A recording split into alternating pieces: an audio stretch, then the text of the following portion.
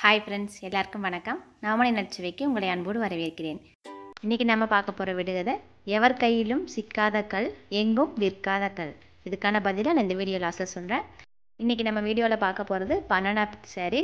இது நான் பிரசாந்தியில் பர்ச்சேஸ் பண்ணேன். இதனோட ரேட் உங்களுக்கு வந்து 1630 ருபீஸு. இது பட்டு சாரீ மாதிரி இருக்கும். இதில் ப்ளவுஸ் வந்து அட்டாச் கிடையாது, நம்ம செப்பரேட்டாக தான் எடுத்துக்கணும். குவாலிட்டியும் நல்லா இருக்குது. நான் ஒரு 10 சாரீக்கு பக்கமாக எடுத்தோம். இது கலர்ஸ்லாம் பார்க்கலாம் வாங்க.